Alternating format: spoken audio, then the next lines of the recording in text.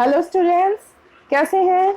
आज हम शुरू करेंगे अपना 10th क्लास की साइंस का लेसन नंबर 2, जिसमें हम कर चुके थे कि अमल क्या होते हैं, अक्षार क्या होते हैं, लवण क्या होते हैं और उनकी प्रेजेंस किससे आप दिखा सकते हो, मतलब इंडिकेटर्स क्या होते हैं। ठीक है, आज हम करते हैं एसिड एंड बेस के केमिकल प्रॉपर्टीज क्या क्या है, मतलब उनके रासायनिक गुणधर्म क्या क्या है। सबसे पहला देखिए, हमें करना है आज धातु से अभिक्रिया, मतलब रिएक्शन विद मेटल। एसिड आपका मेटल के साथ रिएक्ट करके क्या रिएक्शन देता है और बेस है आपका वो मेटल के साथ रिएक्ट करके कैसी रिएक्शन प्रोवाइड करवाता है, आज हम सबको वो देखना है। तो अब देखिए, सबसे पहले एसिड को जब हम मेटल्स के साथ रिएक्ट करवाते हैं तो वो आपका सोल्ट बनाता है, salt plus H2 gas out. ठीक है, क्या बनाएगा, salt plus H2 gas out. इसके लिए एग्जांपल देखिए, HCl मैंने आपको बताया था, HCl क्या होता है, एक एसिड होता है प्लस Zn मतलब जिंक, दोनों Zn क्या है, मेटल है। एसिड को जब हमने मेटल के साथ रिएक्ट करवाया तो देखिए ZnCl2 एक सोल्ट का कॉमन एग्जांपल है, प्लस हाइड्रोजन गैस क्या कर रही है, बाहर की तरफ आउट, बाहर की तरफ निकल रही है। ठीक है, इसी टाइप से आप बेस का एग्जांपल ले सकते हो। बेस की जो रिएक्शन होती है वो देखिए क्या होती है, बेस प्लस मेटल क्या बनाएगा आपका, सॉल्ट प्लस वाटर। ठीक है, अब इसका जो कॉमन एग्जांपल है वो देखिए NaOH भी मैंने आपको कल बताया था कि एक अक्षार का एग्जांपल है, plus Zn same as metal लिया है तो बनाएगा क्या, Na2ZnO2 plus H2 gas out. ये थी आपकी धातु के साथ अभिक्रिया। अब आगे देखेंगे, मेटल्स कार्बोनेट या बाइकार्बोनेट के साथ एसिड और बेस क्या रिएक्शन करते हैं। बेस नो रिएक्शन, बेस कोई भी रिएक्शन नहीं करता मेटल कार्बोनेट्स या बाइकार्बोनेट्स के साथ, जबकि एसिड है, एसिड क्या करता है, सॉल्ट और वाटर प्रोवाइड करवाता है आपको मेटल्स कार्बोनेट या बाइकार्बोनेट के साथ। ठीक है, एसिड क्या करेगा, मेटल्स कार्बोनेट या बाइकार्बोनेट के साथ आपको सोल्ट, लवण प्लस जल प्रोवाइड करवाएगा। ठीक, अब देखिए इसके अंदर एक अभिक्रिया आती है, उदासीनीकरण अभिक्रिया। उदासीनीकरण अभिक्रिया किसे बोलते हैं हम, यहाँ पर बार बार सोल्ट बन रहा है। ठीक है, एसिड प्लस बेस क्या बनता है आपका, सोल्ट बनता है। तो ये क्या करते हैं, एसिड बेस की प्रॉपर्टीज को न्यूट्रल कर देता है और बेस एसिड की प्रॉपर्टीज को न्यूट्रलाइज कर देता है, इसीलिए हमें इसे इसीलिए इस रिएक्शन को हम क्या कहते हैं, न्यूट्रलाइजेशन या फिर उदासीनीकरण। ठीक है, अब उसके बाद देखिए आपकी केमिकल प्रॉपर्टीज में अगला टॉपिक आता है आपका रिएक्शन विद मेटल्स ऑक्साइड।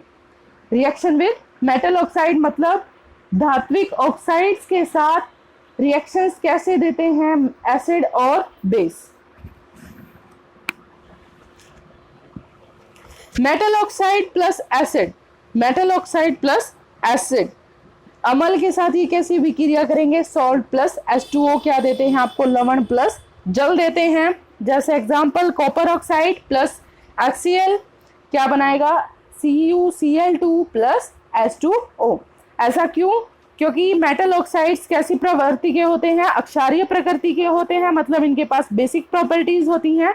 इसी वजह से ये एसिड के साथ रिएक्शन करके क्या बना लेती हैं, सॉल्ट बना लेती हैं। और रिएक्शन विद नॉन मेटल्स, अब देखो भाई मेटल तो बेसिक हो गया, मेटल तो अक्षारीय प्रकृति का हो गया, इसीलिए नॉन मेटल कैसी प्रकृति का हो जाएगा, अम्लीय प्रकृति का हो जाएगा, या फिर आप इसको बोल सकते हो कि इसके अंदर कैसी प्रॉपर्टीज आ जाती हैं, एसिडिक प्रॉपर्टीज आ जाती हैं। तो ये बेस के साथ रिएक्ट करेगा और बेस के साथ रिएक्ट करेगा तो क्या बनाएगा, सॉल्ट। ठीक है, एक दूसरे से बिल्कुल उल्टे हैं। मेटल ऑक्साइड बेसिक प्रॉपर्टीज रखता है, अक्षारीय प्रकृति रखता है। अब अक्षार तो लवण के साथ ही, अब अक्षार तो लवण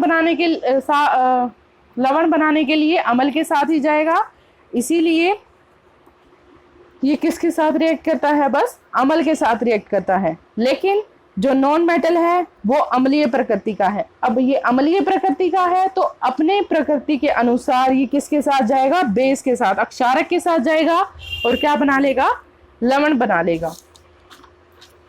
अब प्रबलता, प्रबलता क्या होती है? प्रबलता जिसके बेसिस पर हम उनकी स्ट्रेंथ को चेक करते हैं कि भाई कौन सा स्ट्रॉन्ग एसिड है, कौन सा स्ट्रॉन्ग बेस है, कौन सा वीक एसिड है या वीक बेस है।